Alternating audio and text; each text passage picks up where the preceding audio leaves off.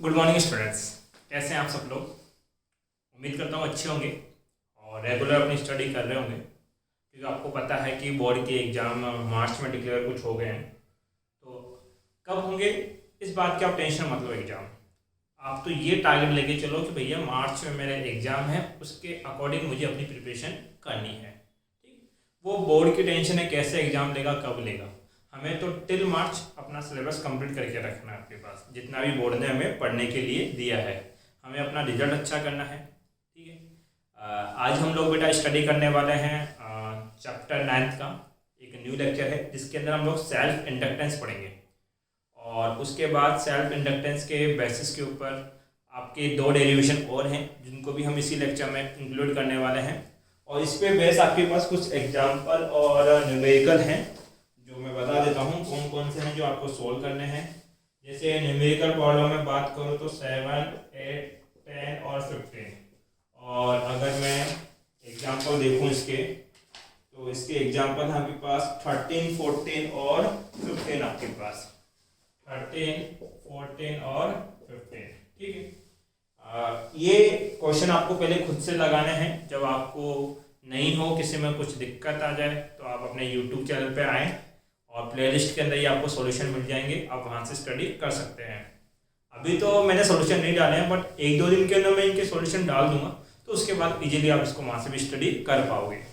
साथ ही इस टॉपिक को आपको बोर्ड से ही राइट डाउन करना है। जैसे ही मेरा चैप्टर खत्म होता है, मैं पूरे चैप्टर के जो PDF नोट्स हैं वो एक वीडियो बना के उसमें लिंक डाल दूंगा, तो फिर आप एक साथ भी लिख पाओगे।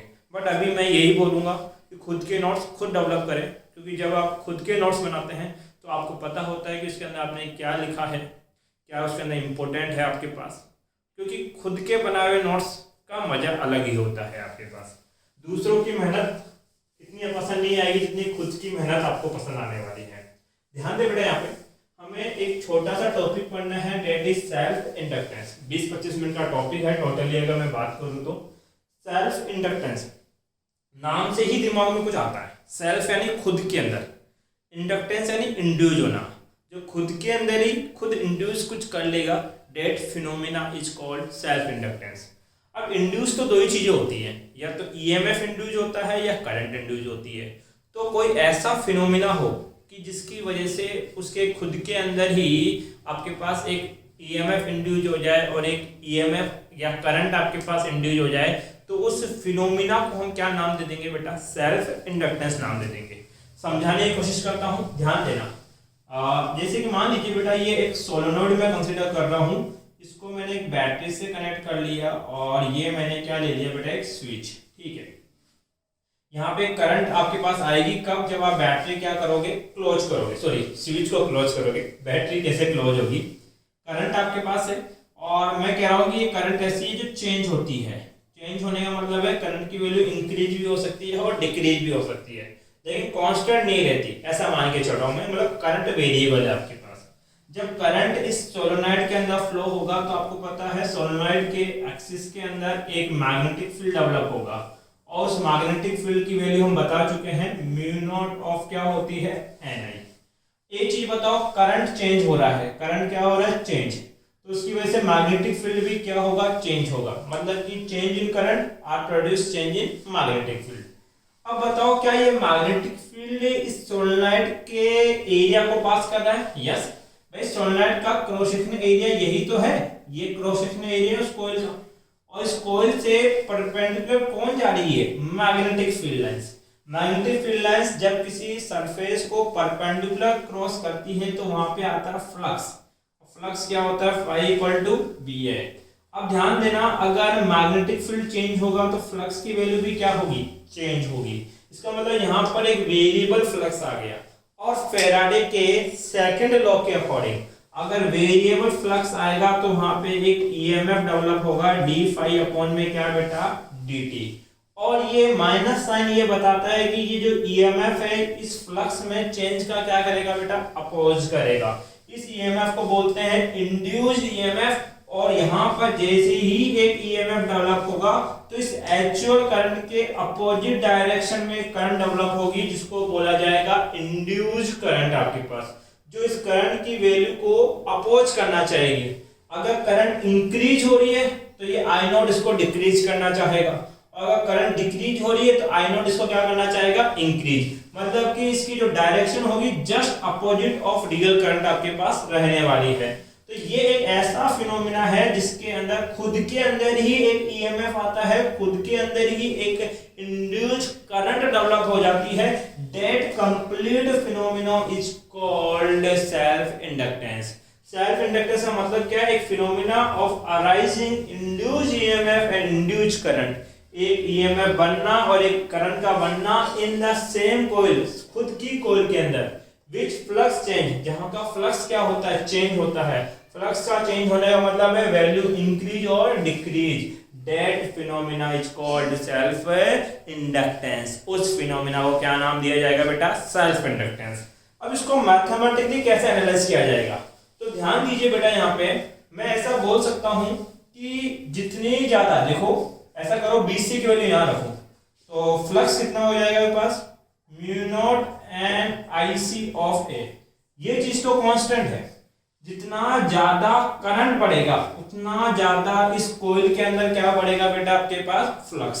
तो मैं बोल सकता हूं कि flux developed in coil is directly proportional to current flow in the circuit. तो जो सर्किट में करंट फ्लो हो रही है वो उसमें प्रोड्यूस फ्लक्स के डायरेक्टली क्या है, प्रोपोर्शनल।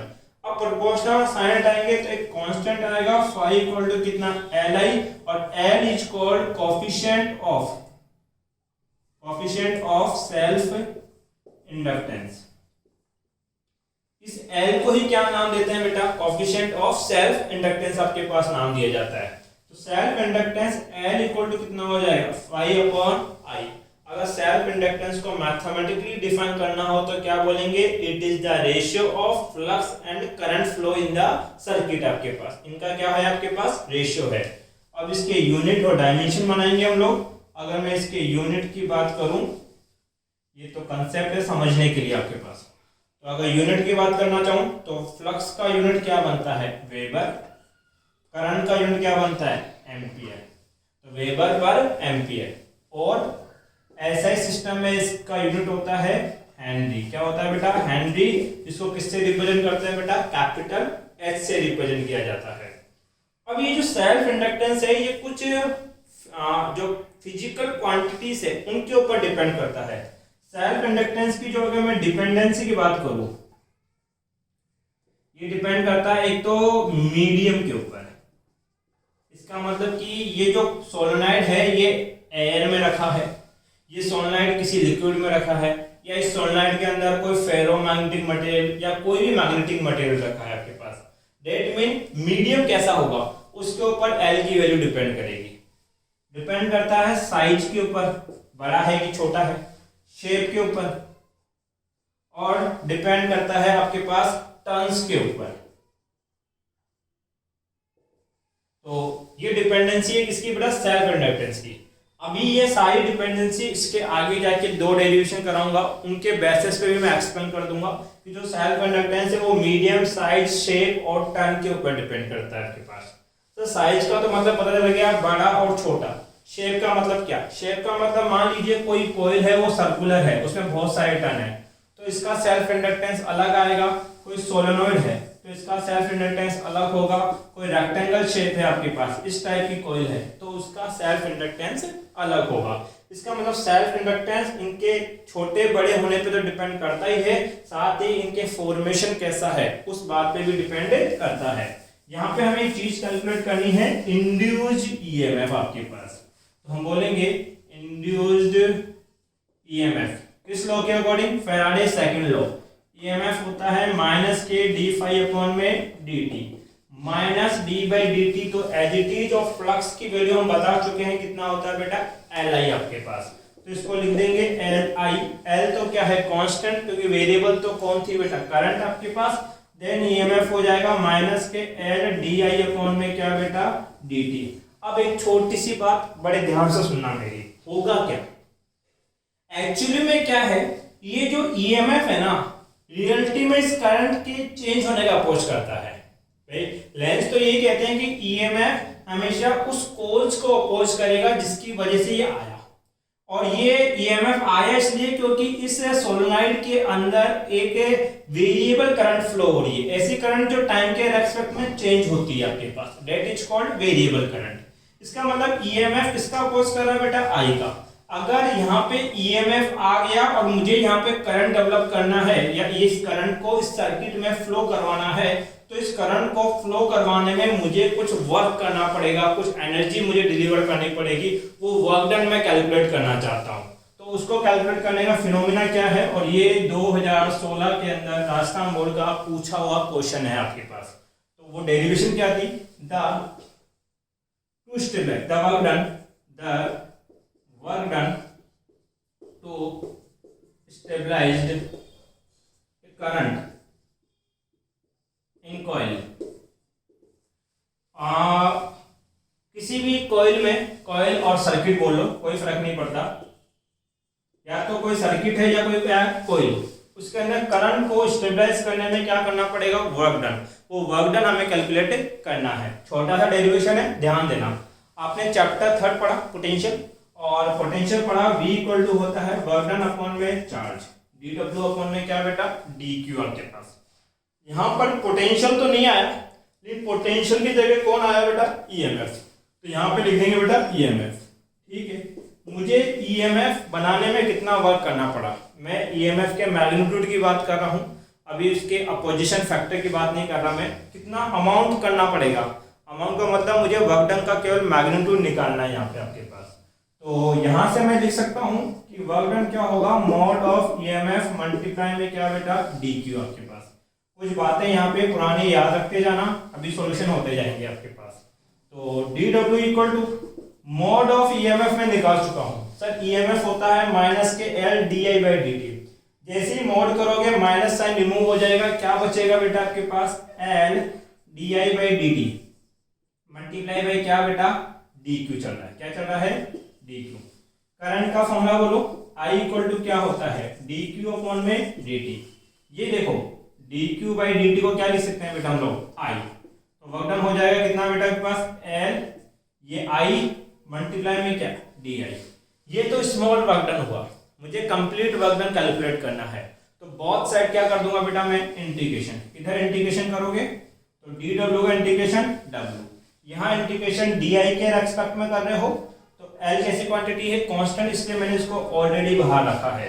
आपने इंटीग्रेशन में एक फॉर्मूला पढ़ा है, x की पावर n ऑफ dx क्या होता है, x की power n plus 1 upon n plus 1। यहाँ पे i की पावर कुछ भी नहीं है, कितनी रही होगी, 1 आपके पास। i की पावर 1 को इस फॉर्मूले से हम लोग इंटीग्रेट करेंगे तो ये हो जाएगा बेटा i स्क्वायर बाई 2 आपके पास। दैट मीन आपको जो वर्क करना पड़ेगा वो करना पड़ेगा हाफ Li स्क्वायर। कितना वर्क करना पड़ेगा बेटा, हाफ Li स्क्वायर आपके पास। तो ये तो हुआ बेटा सेल्फ इंडक्टेंस। मैं चाहता हूं इसका स्क्रीनशॉट लो, फिर अगला डेरिवेशन करते हैं। ध्यान दो बेटा, यहाँ पे हमें कैलकुलेट करना है self inductance of a plane circular coil आपके पास गिवन है। तो चैप्टर नंबर 7 में हमने बायो-सावर्ट का सेकंड एप्लीकेशन पढ़ा था, वो ये था कि एक सर्कुलर कॉइल है, इसमें टर्न्स कितने हो बेटा, करंट आई फ्लो हो रही हो, रेडियस आर हो, तो उसके सेंटर के ऊपर एक मैग्नेटिक फील्ड प्रोड्यूस होता है म्यू नॉट आई अपॉन में कितना बेटा, 2r। ठीक है, ये प्रीवियस चैप्टर का कंसेप्ट है जो हमें यहाँ रिक्वायरमेंट होगा। इसके अलावा हमने पढ़ा है कि किसी सरफेस का फ्लक्स कितना होता है, फाई इक्वल टू बी है। और थर्ड अभी हमने पढ़ा कि एल इक्वल टू कितना लिखा जाता है बेटा, फाई अपॉन आई। देखो क्या कैलकुलेट करना है, सेल्फ इंडक्टेंस निकालना है किसका, एक प्लेन सर्कुलर कॉइल आपके पास है। देखिए हमने कंसीडर कर लिया एक सर्कुलर कॉइल जिसका रेडियस है कैपिटल आर। सर जी ये लो, ये सर्कुलर कॉइल है जिसका रेडियस कितना है, capital R, in which I ampere current is flow. इसमें जो करंट फ्लो हो रहा है वो कितना है बेटा, आई एम्पियर करंट आपके पास है। If number of turns of coil is capital N, इसमें इस तरीके से बहुत सारे टर्न्स आपके पास दे रखे हैं। ठीक है, ये मल्टीपल टर्न्स हैं, टर्न्स कितने मान लिए, and then magnetic field at centre. तो इसके सेंटर से पास होने वाले मैग्नेटिक फील्ड का फॉर्मूला सर अभी बताया आपने, कितना, म्यू नॉट आपके पास कितना, करंट आई लिखो यहाँ पे बेटा, करंट आई अपॉन में कितना, 2r। ये तो तब है जब सिंगल टर्न हो, लेकिन हमने टर्न कितने कंसीडर किए हैं, कैपिटल एंड टर्न्स n है तो मैग्नेटिक फील्ड भी कितना टाइम्स होगा, n टाइम, तो ये हो जाएगा म्यू नॉट एन आई अपॉन में क्या 2r। अब ध्यान देना सर जी ये कॉइल है, ये कौन है कॉइल, मान लीजिए इसमें करंट इस डायरेक्शन में फ्लो हो रही है, तो राइट हैंड थंब रूल के अकॉर्डिंग मैग्नेटिक फील्ड की डायरेक्शन कैसी होगी, इनवर्ड। ठीक, आपको पता है कि मैग्नेटिक फील्ड लाइंस क्या बनाती है, क्लोज लूप। मान लीजिए अगर ये कॉइल दे रखी है और फील्ड लाइंस ऐसे पास करेगी इस कॉइल के ऊपर, फिर बंद, एक फील्ड लाइंस ऐसे पास करेगी आपके पास, एक फील्ड लाइंस ऐसे पास करेगी और एक फील्ड लाइंस ऐसे पास करेगी, मतलब इसके सेंटर से बहुत सारी फील्ड लाइंस पास करेगी। तो कॉइल ये कॉइल का क्या है बेटा, एरिया। यहाँ से number of field lines perpendicular पास हो रही है, तो उस कॉइल के अंदर क्या डेवलप होगा, मैग्नेटिक फ्लक्स। तो then magnetic flux in N turn coil, N turn coil. वैसे फ्लक्स का फॉर्मूला क्या होता है sir ji, magnetic flux phi equal to कितना होता है, बी है। ये तो तब है जब सिंगल टर्न हो, लेकिन हमने टर्न्स कितने कंसीडर किए हैं, एन, इसलिए फ्लक्स कितने टाइम्स हो जाएगा बेटा, एन टाइम्स आपके पास। ठीक है, फाई इक्वल टू कितना है, एन। क्या बी की वैल्यू हमें पता है, यस, इतना मैग्नेटिक फील्ड पास हो रहा है, वैल्यू पुट कर दो, म्यू नॉट एन आई अपॉन में कितना बेटा 2r, मल्टीप्लाई में क्या एरिया आपके पास। ठीक है, बताओ इस कॉइल का शेप कैसा है, सर्कल, और सर्कल का एरिया कितना होता है, सर सर्कल का एरिया होता है पाई आर स्क्वायर। रख देंगे फाई, इस आई को अपॉन में लिया बेटा, ये I mu naught N multiply N, N square आपके पास, एरिया की जगह रख देंगे पाई आर स्क्वायर अपॉन में क्या 2r, एक आर से आर कैंसिल आउट हो गया, phi upon I, flux upon current क्या बनाता है, सेल्फ इंडक्टेंस। सेल्फ इंडक्टेंस को लिखेंगे एल आपके पास equal to mu naught N square pi R upon में क्या, तो ये सेल्फ इंडक्टेंस है। ये तो तब है जब ये कॉइल कहाँ रखी है बेटा, वैक्यूम के अंदर, इसलिए यहाँ पे क्या आ रही है आपके पास, परमेबिलिटी ऑफ वैक्यूम कंसीडर किया जा रहा है।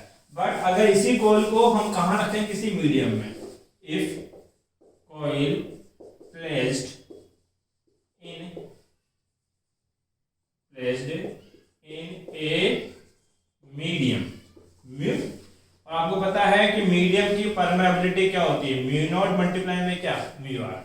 तब मीडियम के अंदर सेल्फ इंडक्टेंस की वैल्यू कितनी होगी, सर मीडियम है तो म्यू नॉट की जगह कौन आ जाएगा, म्यू, और ये हो जाएगा N square pi R upon में क्या 2 आपके पास। म्यू को क्या लिख सकते हैं, mu naught multiply mu R, तो मीडियम पे कितना हो जाएगा, mu naught mu R N square pi R by upon में कितना 2 आपके पास। फॉर मीडियम के लिए सेल्फ इंडक्टेंस इतना होता है। अगर मैं बात करूं कि सेल्फ इंडक्टेंस किस किस चीज पे डिपेंड करता है, सर जी ये म्यू नॉट म्यू आर किसको डिफाइन करता है सर, एक तो मीडियम, एन कौन हो गया बेटा टर्न, पाई आर स्क्वायर, देखो यहाँ पाई आर स्क्वायर आ रहा था, इसका मतलब कौन था आपके पास, इसका एरिया, एरिया का मतलब हो गया साइज और शेप आपके पास। इसका मतलब जो सेल्फ इंडक्टेंस है मीडियम पे डिपेंड करता है, टर्न्स पे डिपेंड करता है, साइज और शेप के ऊपर डिपेंड करता है। इसका स्क्रीनशॉट लो बेटा।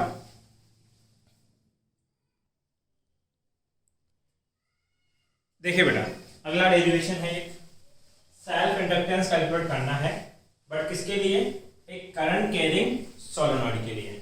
तो हमने क्या किया बेटा, एक करंट कैरिंग सोलेनॉइड कंसीडर कर लिया, that is solenoid of cross section area A.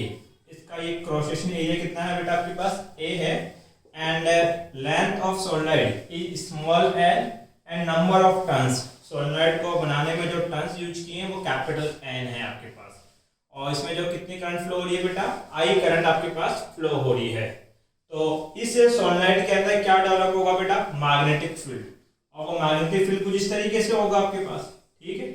और सोलेनॉइड में कितना मैग्नेटिक फील्ड होता है, ये बात हम पहले भी कर चुके हैं, तो उसके अंदर जो मैग्नेटिक फील्ड की वैल्यू होगी वो होगी म्यू नॉट एन आई, जहां स्मॉल एन किसको रिप्रेजेंट करता है बेटा, टर्न डेंसिटी को, और टर्न डेंसिटी क्या होते हैं, turns in per unit length आपके पास। तो मैग्नेटिक फील्ड की वैल्यू हो जाएगी म्यू नॉट, स्मॉल एन को लिखेंगे एन बाई एल मल्टीप्लाई में क्या बेटा आपके पास आई है। ये किसकी वैल्यू आ गई, मैग्नेटिक फील्ड की वैल्यू आपके पास आ गई। देन आपके पास ध्यान दो क्या ये मैग्नेटिक फील्ड लाइन इसके इस क्रॉस सेक्शन एरिया से पास कर रही है? यस। तो इस सोलेनोइड के अंदर क्या डेवलप होगा? Flux. Then flux produced in N turn solenoid. जो एन टर्न्स की सोलेनोइड है उसके अंदर क्या प्रोड्यूस हो रहा है बेटा? फ्लक्स। तो फाई इक्वल टू वैसे तो कितना होता है? बी है, लेकिन ये तो सिंगल टर्न के ऊपर है और टर्न्स कितने हैं? एन। तो फ्लक्स कितना हो जाएगा बेटा? एन बी ए आपके पास है, ठीक है। Then phi equal to N तो as it is, magnetic field कितना है? Mu naught N I by L, value put कर दो, mu naught N I by L multiply में क्या बेटा आपके पास? एरिया। ऐसा करो इस आई को अपॉन में ले आओ, तो फाई अपॉन क्या हो जाएगा? आई। ये हो जाएगा mu naught N square A by क्या? एल आपके पास। Flux in per unit current क्या बोला जाता है बेटा? Self inductance. सेल्फ इंडक्टेंस को क्या लिखते हैं? एल।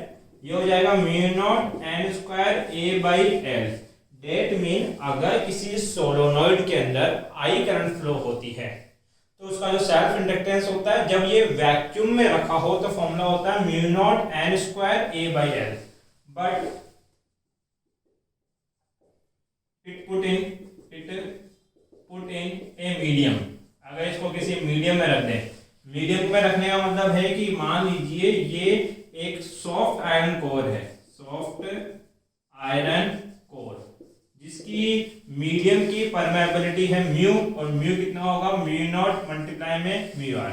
और इस बार सोलेनोइड कुछ ऐसा है आपके पास, तब इसका सेल्फ इंडक्टेंस कुछ अलग होगा। तब एल मीडियम कितना हो जाएगा सर? वैक्यूम होता है तो क्या लिखते हैं? Mu not. मीडियम होगा तो क्या लिखेंगे बेटा? म्यू। ये हो जाएगा म्यू एन स्क्वायर ए अपॉन में क्या बेटा? एल आपके पास। म्यू को क्या लिख सकते हैं हम लोग? ये हो जाएगा mu naught mu R N square A by L. इसका मतलब जो सोलेनोइड का मैग्नेटिक मीडियम में जब रखा जाता है तो उसका जो सेल्फ इंडक्टेंस है वो किस किस पे डिपेंड करता है? मीडियम पे, टर्न्स के स्क्वायर के ऊपर, उसके क्रॉस सेक्शन एरिया के ऊपर और उसके लेंथ के ऊपर। बेसिकली बात करें तो मीडियम, टर्न्स, शेप और साइज के ऊपर डिपेंड करता है आपके पास। तो ये सेल्फ इंडक्टेंस आया ड्यू टू सोलेनोइड आपके पास। सोलेनोइड के अंदर इतना ही था हमारे पास पढ़ने के लिए। वीडियो पसंद आता है वीडियो को लाइक करें, अपने फ्रेंड सर्कल में बेटा इसको शेयर करें। Thank you.